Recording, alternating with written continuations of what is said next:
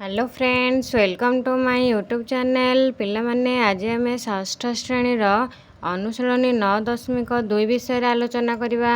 प्रथमे क्वेश्चन देछि पिलामाने एक त्रिभुजर मध्यमाटीए संपूर्ण भाव में चित्र त्रिभुजर अंतर्देश रही थाए कि आम गोटे त्रिभुज अंकन करवा जार ना देदबा ए बी सी। मध्यमाटी संपूर्ण रूपे अंतर्देश रही न थाए पिला माने तार दुईटी प्रांत बिंदु मनेकर एडी होची मध्यमा ए आउ डी यही प्रांत बिंदु द्वय ए बी सी त्रिभुज उपर अवस्थित से ए डी बिंदु दुईटी को छाड़ीदेले प्रांत बिंदु छाड़ीदेला पर आउ सब जाक ए बी सी त्रिभुज मध्य रही थाए। आम ताको सेपरि भाव लिखिदबा एक त्रिभुजर मध्यमाटीए संपूर्ण भावे त्रिभुजर अंतर्देश रही न थाए।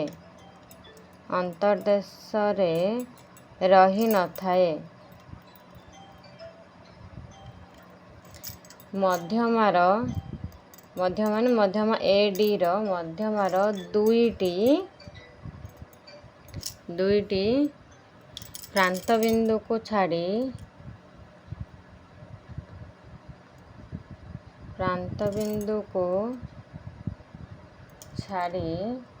अन्य समस्त बिंदु त्रिभुजर अंतर्देश रही थाए। बुझिला पिला माने त्रिभुजर अंतर्देश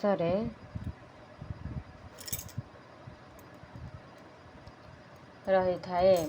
तापर से 2 नंबर क्वेश्चन 2 नंबर देखिए चित्रटी अंकन कर देखाओ त्रिभुज एबीसी अंकन कर जेपरी A B equal to AC थी।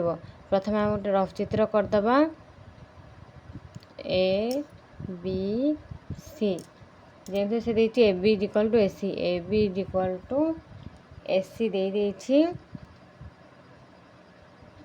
ए डी मध्यमा अंकन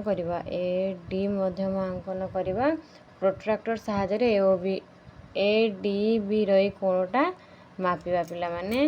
वर्तमान स्केल मु धरिक आसली स्केल रे से जेहेतु किछि माप देइनी आम मन इच्छा गोटे माप नवा।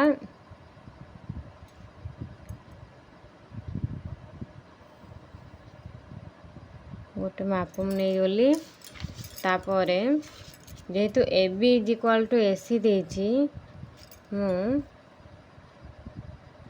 आ गोटे माप नेली मनकर 5 सेंटीमीटर नौची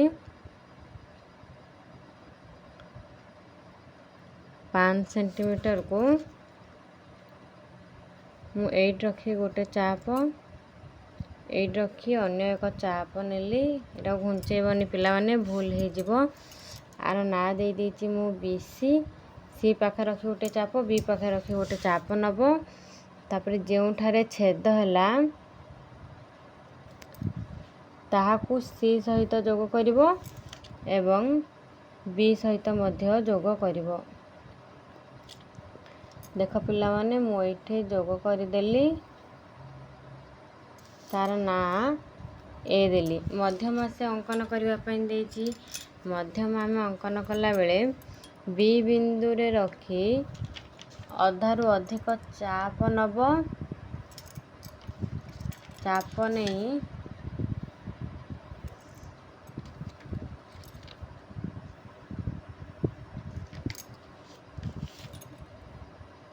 ए रखी गोटे चाप ए रखिकी एपट गोटे चाप बुलेब तापर एमती कर दुई पटे छेद कला परे स्केल साहाय्य आकू जोग करिवो।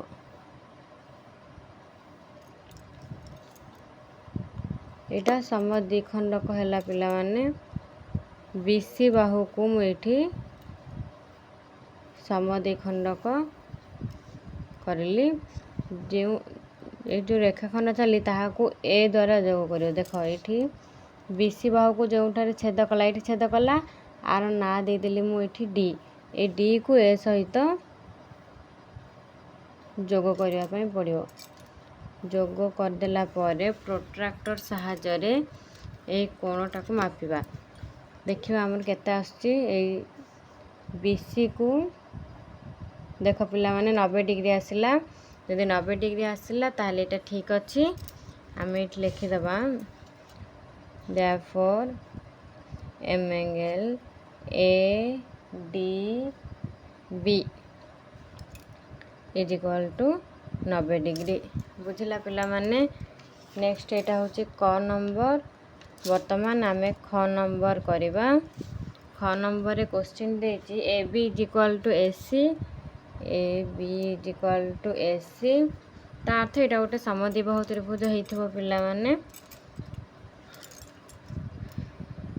अन्य एक त्रिभुज अंकन कर। आमे प्रथम रफ चित्र करदेबा, तापरे स्केल प्रोट्राक्टर साहाय्य करवा।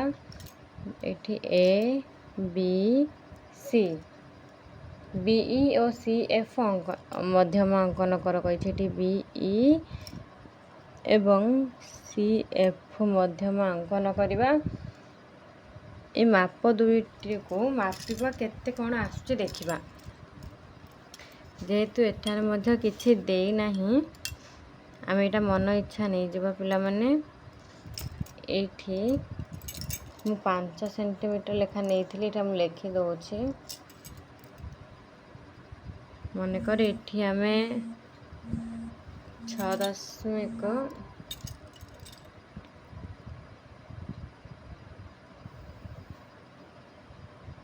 6 सेंटीमीटर नहीं गली मन इच्छा। जार ना दे दबा BC। तापरे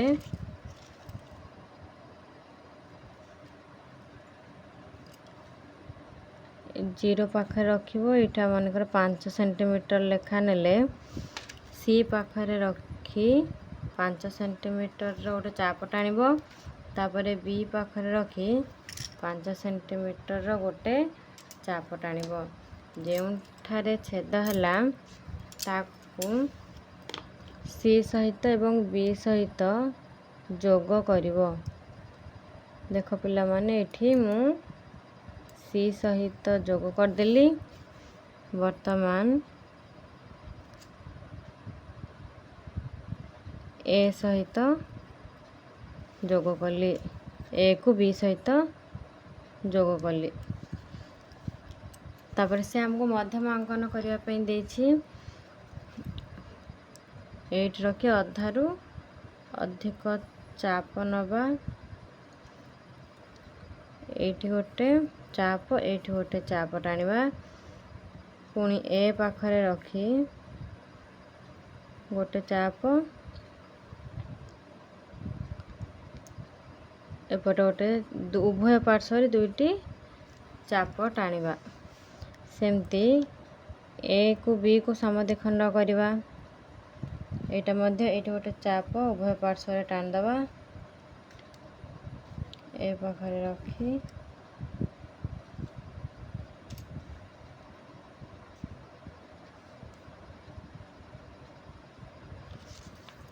चाप अंकन कर देली पिला माने। एबे जोग करिबा।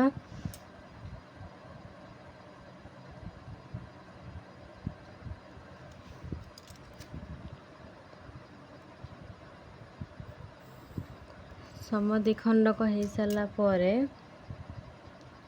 मध्यमा गुड़ी को अंकन करिबा।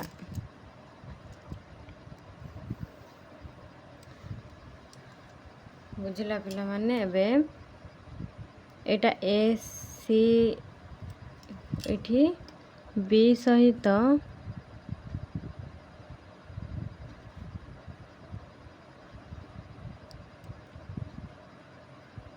एठी जोग कला पर आर ना दे दबा E।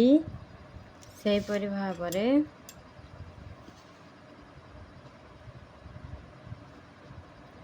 C को AB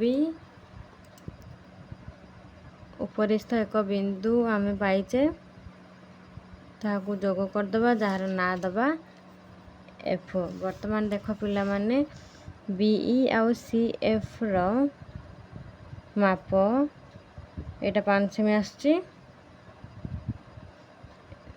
ଏଇଟା ମଧ୍ୟ 5 ସେମି ଆସୁଛି।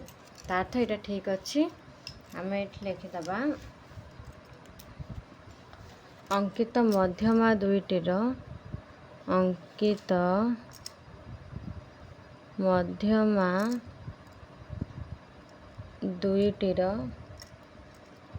ଦୈର୍ଘ୍ୟ ସମାନ। ଆଶା କରୁଛି ପିଲାମାନେ ଭିଡ଼ିଓଟି ଭଲ ଭାବରେ ବୁଝି ଯାଇଥିବ। ତେଣୁ ଲାଇକ୍ କରନ୍ତୁ, କମେଣ୍ଟ କରନ୍ତୁ, ସେୟାର କରନ୍ତୁ।